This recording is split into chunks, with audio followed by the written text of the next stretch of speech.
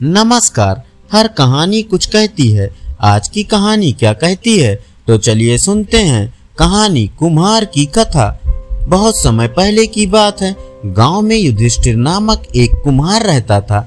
दिन में वह मिट्टी के बर्तन बनाता था और जो भी पैसे मिलते थे उनसे शराब खरीद कर पी लेता था। एक रात वह शराब के नशे में अपने घर लौट रहा था। वह इतने नशे में था कि ठीक से चल भी नहीं पा रहा था।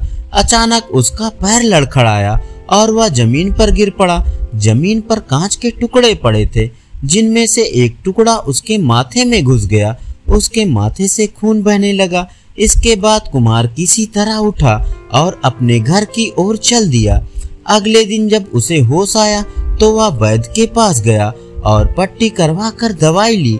वैद्य ने कहा, घाव गहरा होने के कारण इसे भरने में समय लगेगा। पूरा भर जाने के बाद भी इस घाव का निशान नहीं जाएगा। इसके बाद कई दिन बीत गए। अचानक उसके गांव में सूखा पड़ गया। सभी लोग गांव छोड़कर जाने लगे। कुम्हार ने भी गांव छोड़कर जाने का फैसला किया और दूसरे देश की तरफ निकल गया। नए देश में जाकर वह राजा के दरबार में नौकरी मांगने गया। वहां राजा ने उसके माथे पर चोट का निशान देखा और सोचा, यह जरूर कोई पराक्रमी योद्धा होगा और दुश्मन से लड़ते समय इसके माथे पर चोट लगी होगी। यह सोचकर राजा ने उसे अपने दरबार में एक खास जगह दे दी और उस पर विशेष ध्यान देने लगे। यह देखकर राजा के दरबार में मौजूद राजकुमार, सेनापति और अन्य मंत्री उससे जलने लगे।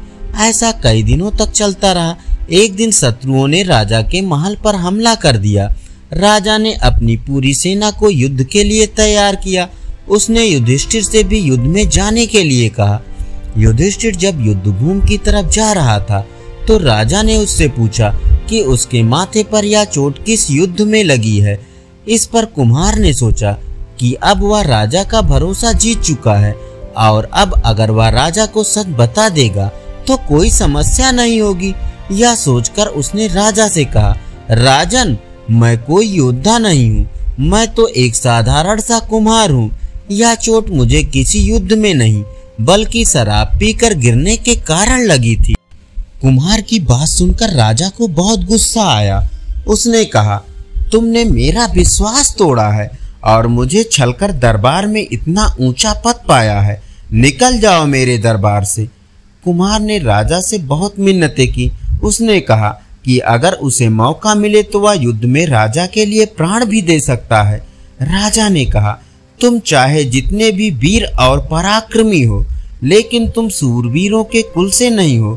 तुम्हारी हालत शेरों के बीच रहने वाले उस गीदड़ की तरह है जो हाथी से लड़ने की जगह उससे दूर भागने की बात करता है। मैं तुम्हें जाने दे रहा हूँ, लेकिन अगर राजकुमारों को तुम्हारा राज पता चल गया तो वो तुम्हें मार डालेंगे।